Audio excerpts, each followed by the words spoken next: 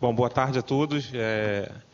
Boa tarde aos colegas que ficaram aqui até essa hora para ouvir a fala. Boa tarde aos presentes. Quero fazer referência ao meu professor, do Coronel Jorge da Silva. Qualquer coisa que eu falar de errado aqui, a culpa não é dele, é exclusivamente minha. Parabenizar o Ministério Público Federal, o Ministério Público do Estado e a OAB pela iniciativa de reunir aqui nesse espaço as visões mais diversas, né? E, sem dúvida, não é confronto, né? Mas, como disse o Marlon sobre a democracia, é desse conflito de ideias, de opiniões diferentes que a gente pode crescer, né? Eu não vou fazer um introito muito grande sobre o diagnóstico e a origem das forças de segurança, porque eu acho que, mais ou menos, a gente tem vários diagnósticos aqui e todos eles, mais ou menos, convergem. Mas, para efeito do raciocínio, eu vou só lembrar alguns fatos, não é? Eu acho que, para a gente entender o momento atual, o momento que a gente está vivendo hoje, é importante a gente se lembrar da origem das forças de segurança no nosso país, né? A gente, quando estuda a história das forças policiais e do sistema criminal de um modo geral, a gente percebe que eles foram criados menos como um instrumento de imposição da lei aí entendida no sentido de Rousseau, como a expressão da vontade geral, e foram criados mais como um instrumento de manutenção de uma determinada ordem social, né? Ordem social essa que nem sempre, ou muito raramente, ela está expressa no ordenamento jurídico. Esse instrumento de manutenção dessa ordem social, ele vai se valer ao longo da história de atuações legais, atuações extralegais, e, em alguns momentos, quando necessário, até mesmo atuações ilegais, né? Essa forma de atuação, como já foi dito aqui em vários momentos, ela se destina justamente à preservação de uma ordem social que, enfim, pelas circunstâncias da história, ela se fez e se consolidou de uma forma hierárquica, não é? Uma forma autoritária e uma forma excludente. Você tem, quando você estuda a formação das forças policiais, a gente percebe que um elemento presente todo o tempo na cabeça das elites, como a gente estava falando antes, era justamente o medo. Nós tínhamos uma ilha de cidadãos de bem, cercados por uma massa negra de escravos, de pessoas que não eram consideradas nacionais, né, do país. Então, havia essa preocupação constante com o haitiísmo, a revolução escrava, a rebelião. Tudo isso cunhou a criação desse instrumento de manutenção dessa ordem social. Acontece que, evidentemente, o tempo passa, não é? E aí, se você quiser ser hegeliano, né, nada se mantém sem mudança, tudo muda, tudo evolui. E hoje, a gente viu aqui essa discussão sobre, o Elisandro falou, se o sistema funciona ou não funciona. A verdade é que durante muito tempo ele funcionou, dentro da ótica do Elisandro, que eu concordo, mas hoje em dia, cada vez mais, a gente percebe que o sistema está em crise.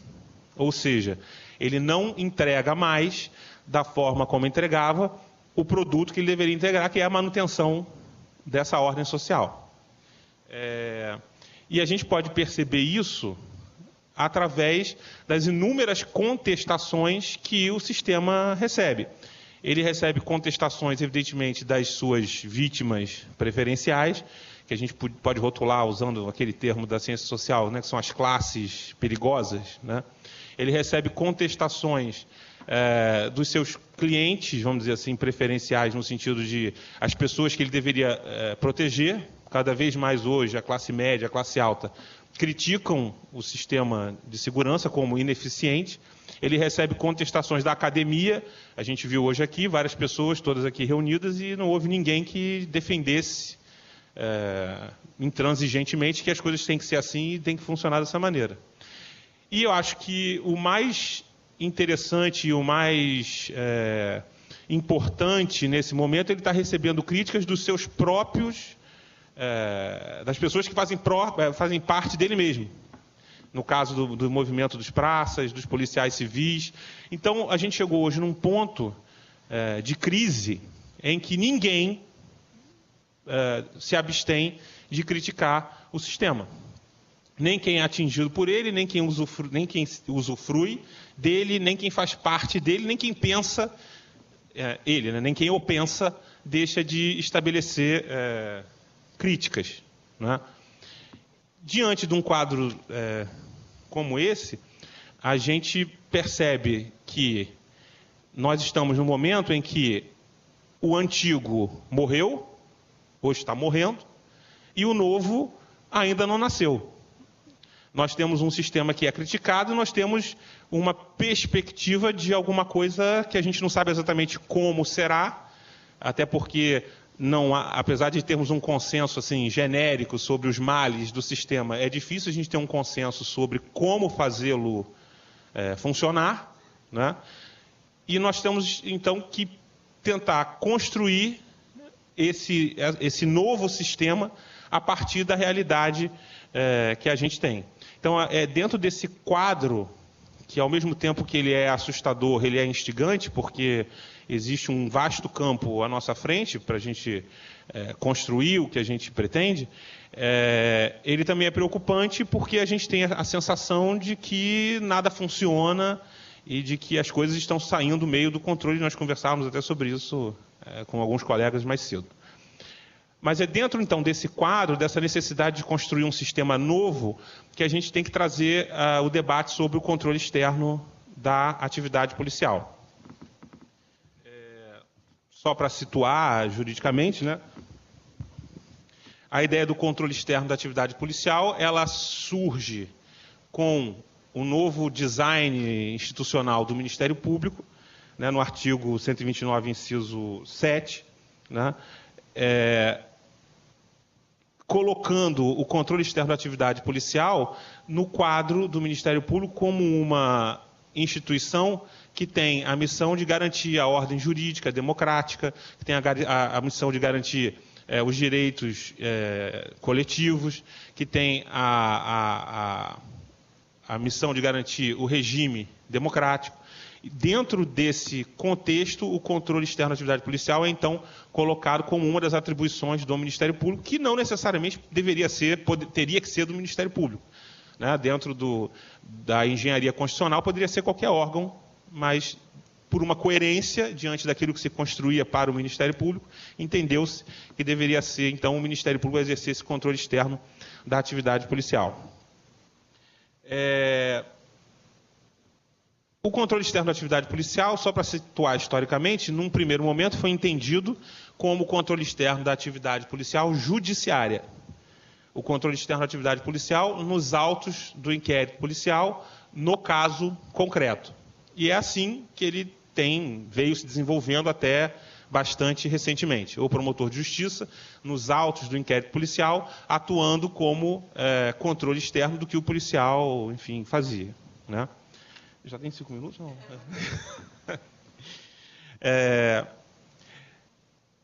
Só que a gente pode... quer dizer, nesse caso, né, do controle externo feito nos autos do inquérito policial, a gente pode entender que ele é um corolário, uma consequência da própria titularidade da ação penal pelo Ministério Público. Então, o controle externo nos autos do inquérito policial se relaciona ao fato do Ministério Público ser o órgão que teria a palavra final sobre aquela situação, né? Só que, cada vez mais, a constatação da realidade vem demandando que a gente amplie essa noção do controle externo da atividade policial. Primeiro porque o controle externo da atividade policial ele pode e deve ser relacionado com o próprio Estado democrático de direito, né? O Norberto Bobbio ele diz que a democracia é o governo do público em público. Então, a democracia convive mal com o sigilo, com a opacidade, com o segredo, de forma que qualquer atuação, qualquer serviço, qualquer função pública, ela demanda um controle externo, ou pelo menos a possibilidade de ser acompanhada pelos seus destinatários, que são os cidadãos, né?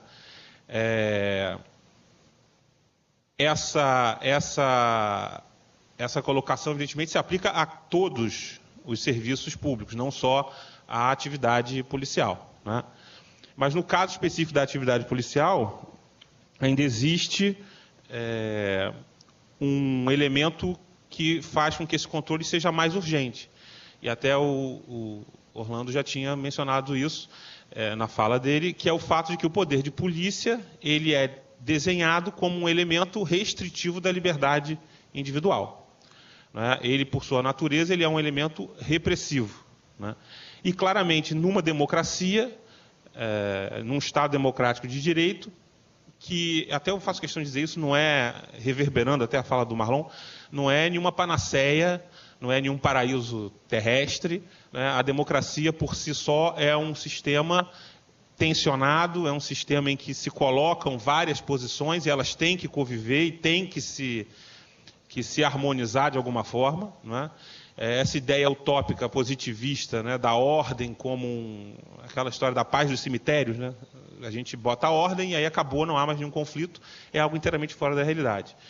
Então, dentro do Estado democrático de direito, qualquer poder repressivo, qualquer poder que se destine a limitar a liberdade individual, ele só se justifica no sentido da garantia de outro direito, de outra, enfim, de outra liberdade. Né? Sem querer, fugindo do sentido robesiano, né, da questão da segurança, a justificativa filosófica, por exemplo, para que o homicídio seja tipificado como crime, não é punir necessariamente o criminoso, mas é garantir, de alguma forma, que a vida de todos os cidadãos seja preservada. Né? Então, eu puno, não como vingança, mas puno como forma de, esse é o discurso, pelo menos, como forma de exemplificando ou demonstrando que não se pode matar. E todos concordam com essa restrição à minha liberdade, à liberdade de cada um de nós, em prol da manutenção da nossa própria incolumidade. Né?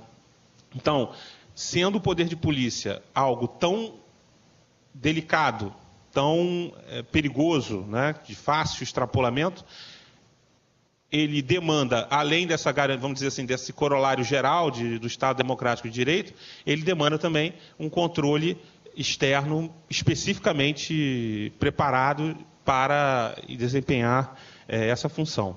Né? E a gente pode colocar dentro dessa questão da garantia, quer dizer, você reprime, você cerceia uma liberdade em prol, em nome de garantir outras liberdades, né? Relembrar, evidentemente, o artigo 5º, que coloca como direitos fundamentais do cidadão a vida, a liberdade, a igualdade, a segurança e a propriedade.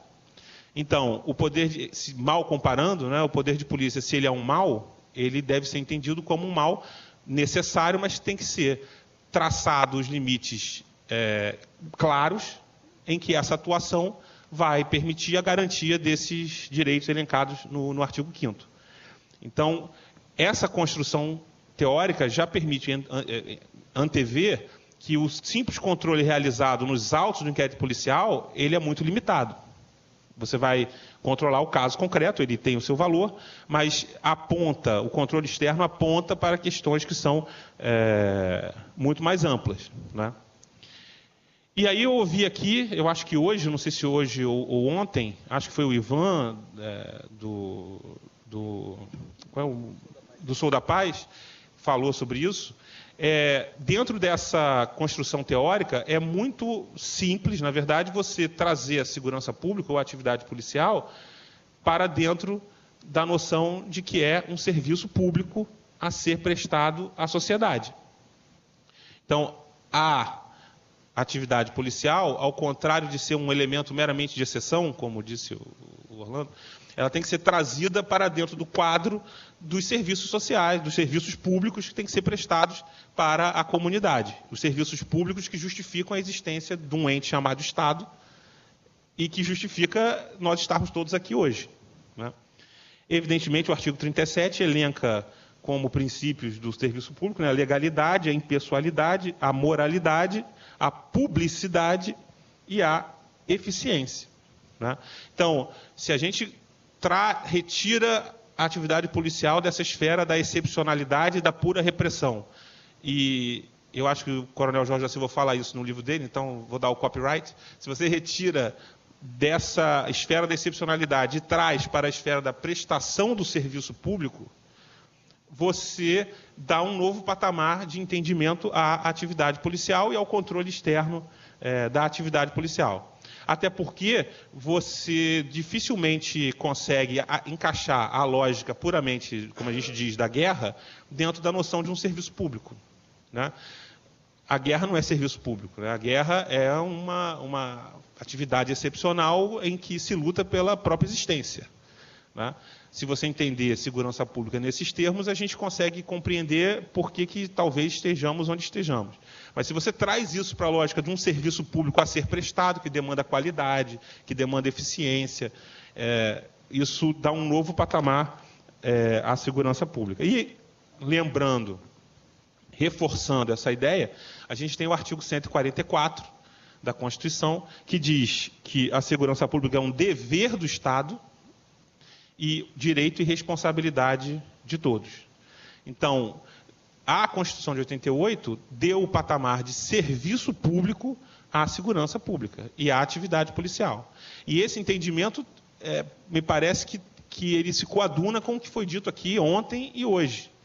Principalmente a fala do Lotin sobre a questão do policial ser tratado, os direitos humanos, como um trabalhador, né? Ele é um agente público prestando um serviço. Ele não é um super-herói, ele não é um guerreiro, ele não é nada disso, né?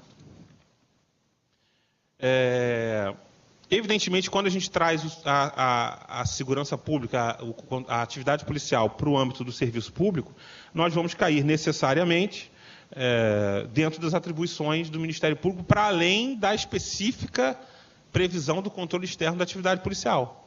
Porque você vai trazer, por exemplo, para o artigo 129, inciso 2, quando diz que a função do Ministério Público zelar pelo respeito dos poderes públicos, pelos serviços de relevância pública, aos direitos previstos na Constituição.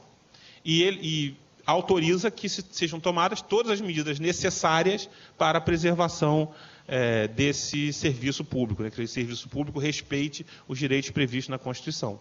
Então, nós estamos saindo, à medida que a nossa visão da atividade policial ela é ampliada, a gente vai extrapolando os limites da atividade criminal e nós vamos migrando para a questão da tutela coletiva, né?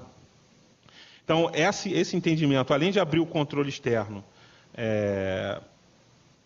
para todo o instrumental da tutela coletiva, a ação civil pública, o inquérito civil, o termo de ajustamento de conduta, ele também permite que a gente se lembre que, para além do inquérito policial, para além da polícia judiciária, existe também a polícia ostensiva. A segurança pública, como está previsto na Constituição, ela não se perfaz só com o inquérito policial. A atividade policial também envolve o policiamento preventivo e ostensivo, e aí, no caso, nós estamos chegando diretamente em relação à Polícia Militar. Hoje, quer dizer, tradicionalmente, o Ministério Público, em relação à Polícia Militar, atua nos inquéritos policiais militares.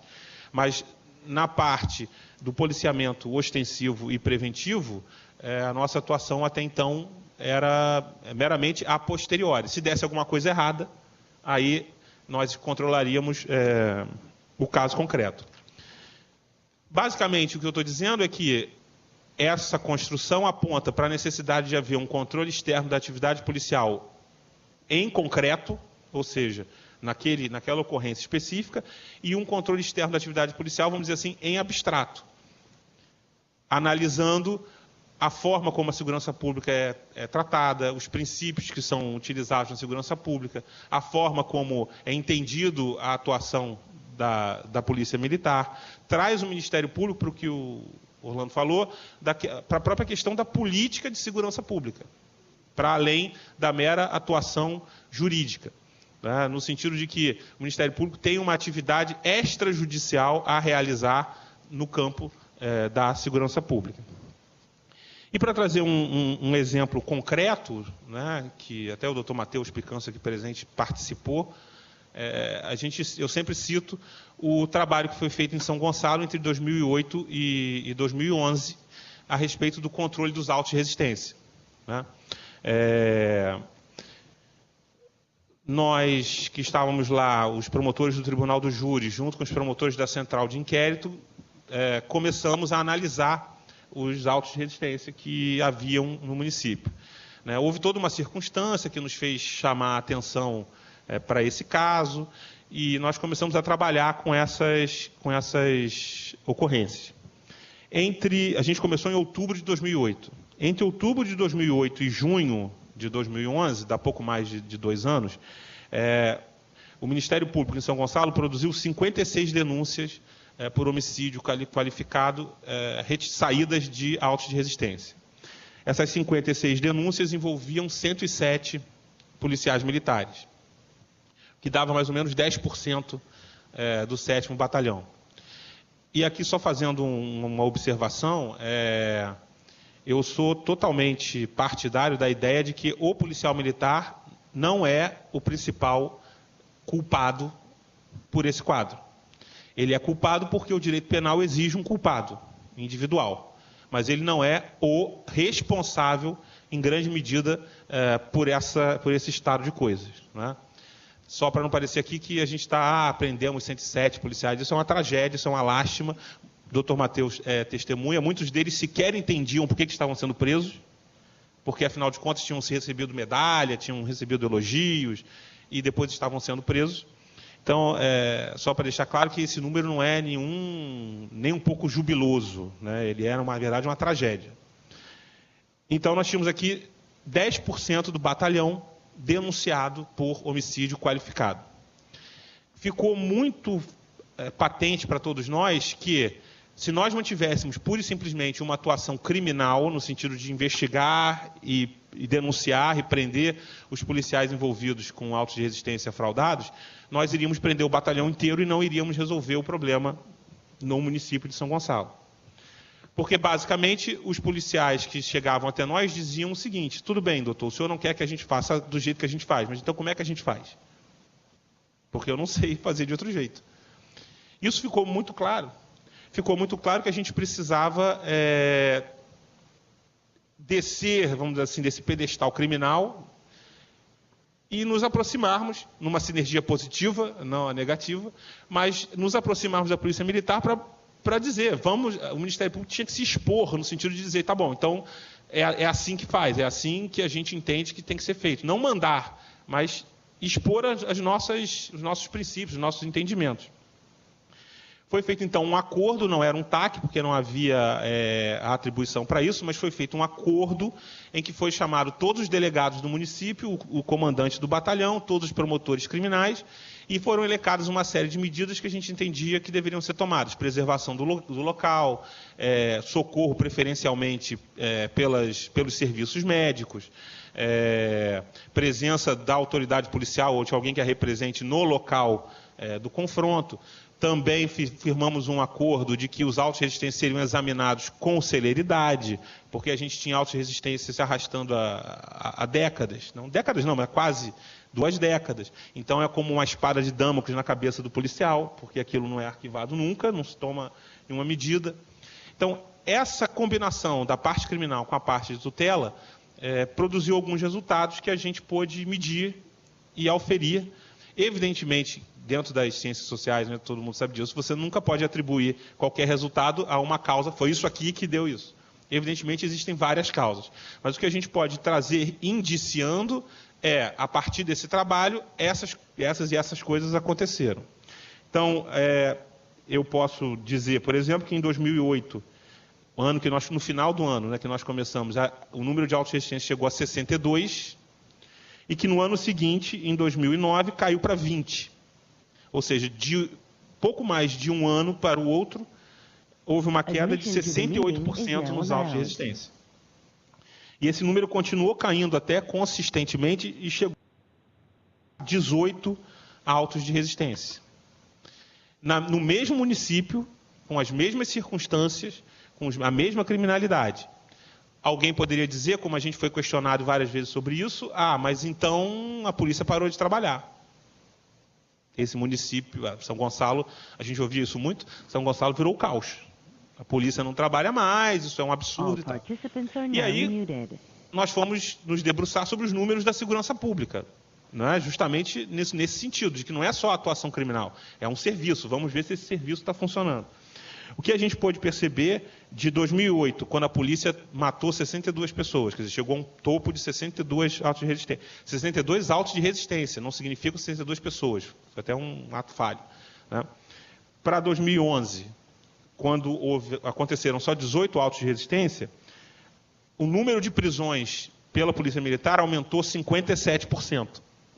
Então, em relação ao ano que a polícia mais se envolveu em confrontos, o número de prisões para o ano em que ela menos se envolveu em confrontos aumentou 57%.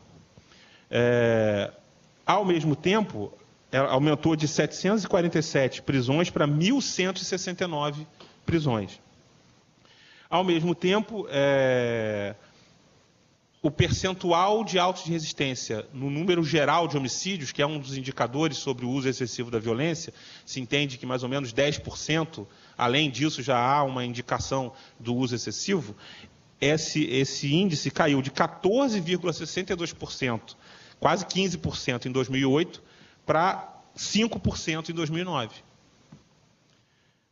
Ao mesmo tempo, o número de roubos em relação ao ano que mais ocorreram confrontos para o ano que menos ocorreram confrontos, o número de roubos caiu para 21%.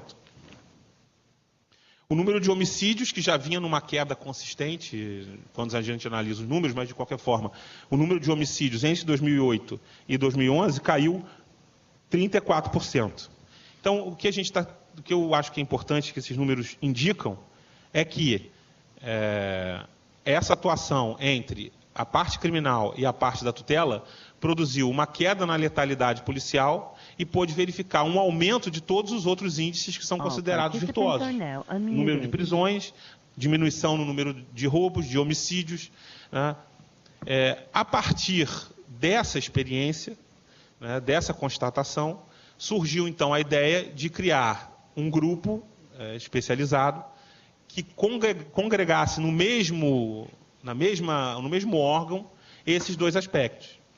Tanto essa atuação criminal, que foi direcionada pelo júri, pelas promotorias do júri e da Central de Inquérito de São Gonçalo, quanto a promotoria da tutela. E aqui no Rio, foi dito já pela doutora Viviane, é importante mencionar que, paralelamente a essa atuação criminal, a 6ª Promotoria de Tutela Coletiva, da doutora Glaucia Santana, atuou nessa vertente da tutela coletiva, conseguindo assinar um TAC, um termo de ajustamento de conduta, com a Polícia Militar, contemplando as condições de trabalho do policial, a formação da academia, as questões da jornada de trabalho, as questões da saúde do policial militar e, juntamente, medidas de proteção ao abuso, né, de autoridade. Então, a gente já tinha, paralelamente, essas duas atuações. O que foi feito a partir de dezembro de 2015 foi criar o Grupo de Atuação Especial em Segurança Pública, unindo essas duas vertentes, tanto criminal quanto de tutela, com a ideia de que somente, por um lado, verificando o caso concreto, mas, por outro, estando junto com a polícia, se abrindo às críticas e tentando mostrar como é que a gente entende que deve funcionar, fazendo o Ministério Público mais um interlocutor na política de segurança pública, é que a gente pode evoluir. Não vamos conseguir uma solução, porque a gente entende que, né, o direito penal não é solução para a violência nem para a criminalidade, mas algumas medidas podem ser tomadas e que melhorem o quadro atual da segurança pública, pelo menos no Rio de Janeiro. O GAESP está se propondo a essa luta, a essa caminhada, e esperamos que daqui a alguns anos a gente possa trazer números semelhantes no estado do Rio. Obrigado.